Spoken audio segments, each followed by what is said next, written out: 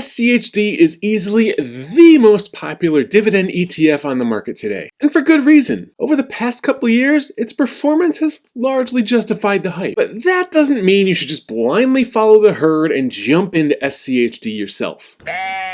There are a lot of other great dividend ETFs out there. Many even have the potential to outperform SCHD going forward. So today I'm going to give you 5 dividend ETFs that you might want to consider adding to your portfolio in addition to or instead of SCHD. And the first one is one I've done an entire video on in the past, and one I personally hold in my dividend income portfolio. That's the JP Morgan Premium Equity ETF, better known by its ticker symbol JEPI. The JEPI ETF has had its own rise to fame and hype amongst dividend investors lately, mainly because over the past 12 months, JEPI has outperformed the S&P 500, doing so while carrying a dividend yield of above 11%. If you can outperform the S&P 500 with 11% dividends, yeah, you're going to get a bit of hype. And how JEPI is able to do this is because it's not a traditional dividend ETF. It's actively managed with a 0.35% expense ratio, which, truth be told, isn't too painful to stomach. Now, how JEPI achieves that growth that has outpaced the S&P 500 recently is by holding a hand-picked selection of stocks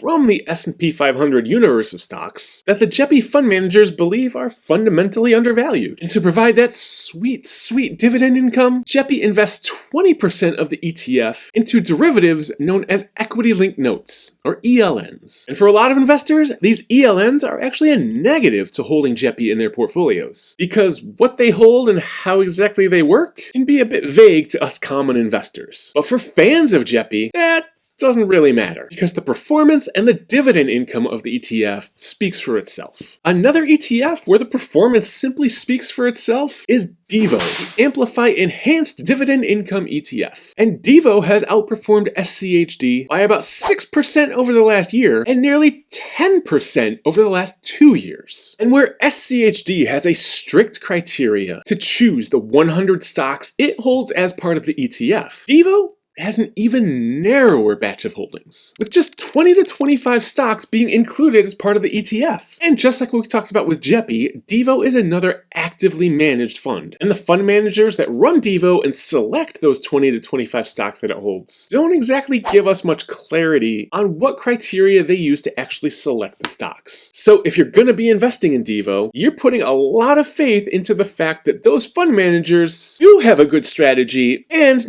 know what they're doing when they go to implement it. And because DIVO holds such a small selection of stocks, it also doesn't just generate the income it's paying to us investors strictly from the dividends paid by those stocks. So for the dividend income that DIVO is paying us, we're once again mainly putting our trust into the hands of those portfolio managers, because they're writing covered calls on the stocks that the ETF holds in order to generate income above and beyond just the dividends being paid. The approach these portfolio managers are taking in writing those covered calls isn't just a robotic set-in-stone call writing strategy like some other covered call ETFs on the market, like the ever popular QYLD. Again, the DIVO portfolio managers have the freedom and flexibility to put their talents to use and choose what kind of calls they're writing on which stocks in the portfolio. Because at the end of the day, the stated goal for the income provided by the DIVO ETF is to provide about 2 to 3% yield from the dividends being generated by those actual stocks it holds, and another 2 to 4% of yield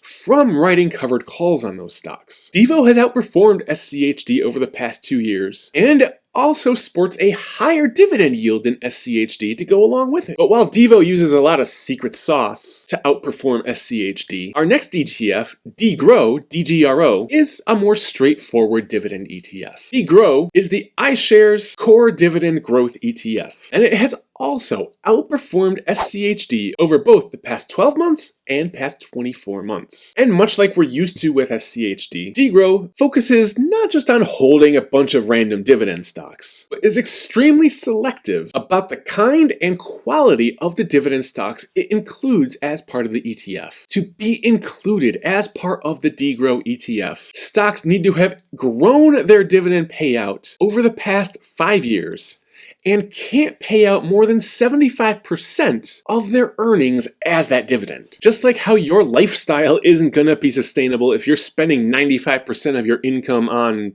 well, anything, a company paying out a huge portion of its earnings as a dividend usually isn't sustainable either. DGRO also avoids stocks with dividend yields in the top 10% of the market, because a stock with an abnormally high dividend yield is usually another sign that that dividend is unstable and likely to be cut. But somehow, even after all of that, DGRO still manages to hold 450 stocks as part of the ETF, which you can either view as well diversified or a little too inclusive on the stocks it's holding. And while the overall performance of DGRO has compared favorably to SCHD over the past couple of years, the dividend yield is lower than SCHD and much, much lower than either JEPI or DIVO. Now, a little while ago, I made a video explaining how to beat the market by holding just index funds. It was a really interesting concept to explore and a really good video, if I say so myself. And without giving away too much of that video,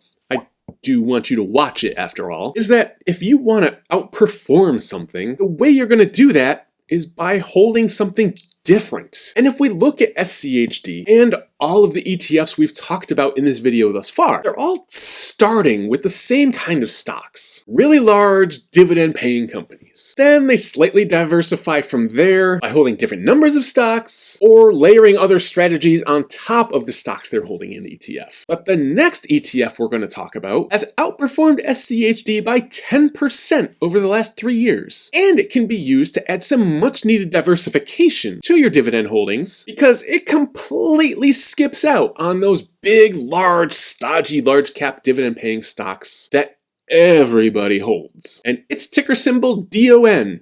DON, a Wisdom Tree US mid-cap dividend ETF. Most of us hold an S&P 500 or total stock market index fund as a part of our core portfolio holdings. Or at least you should if you've listened to anything I have ever tried to tell you in these videos. So when we want to go looking for our dividends, do we really want to further concentrate down into the stocks that are the largest holdings of our largest holdings? Probably not. My daughter used to love Goldilocks and the Three Bears. She'd walk around the house, this is too big, this is too small, this is just right. It was cute.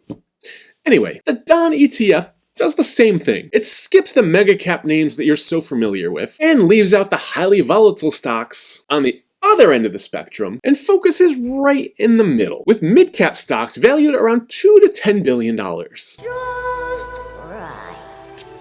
is another well-diversified ETF with almost 350 stocks as part of its holdings. And it isn't totally void of names you're familiar with either. Chesapeake Energy, International Paper, and Paramount are each top holdings of the DON ETF. But the ETF does do a good job of spreading out risk because no one company as part of its holdings makes up more than 1.5% of the overall portfolio. Now the DON ETF follows the Wisdom Tree Mid-Cap Dividend Index, which basically takes Wisdom Tree's own dividend index and just removes the 300 largest companies from it. So it's an in-house index, and there's not really much clarity beyond that on how exactly the DON ETF is implementing much of a strategy for the 0.38% expense ratio it carries. But it has a 3% dividend yield and SCHD beating returns over the last 3 years. So if you want to diversify your dividend portfolio into some different kinds of stocks, DON may be worth a deeper look. And there's another ETF you may want to consider if you're looking to add more dividends to your portfolio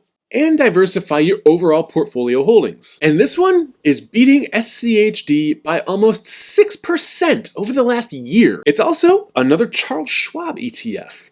And that is SCHY, Schwab International Dividend Equity ETF. And the good thing about SCHY is it's run by the same company and follows essentially the exact same strategy as SCHD. It just applies that strategy to international stocks not listed on a US exchange, whereas SCHD is only US stocks. So if you're a fan of SCHD, as most of us are, you can be confident in how SCHY is run as well. The downside to something like SCHY would be a couple of things. First, Non-US companies don't pay dividends in the same consistent, rigid manner that US companies do. And because of that fact, neither does the SCHY ETF. It pays semi-annual dividends, so twice per year. You also can't really predict what those payouts are going to be too long ahead of time. And again, that just goes back to the differences between how US companies announce and pay their dividends and how most internationally based companies do so. And also, yeah, SCHY is outperforming SCHD over the past year. This is one of the first times in a long time that international stocks have been outperforming US stocks. Will that trend continue? No one really knows. No one can be sure. But then again, that's why we diversify our holdings in the first place. We never know which stocks are going to outperform others at which times. Thanks for watching,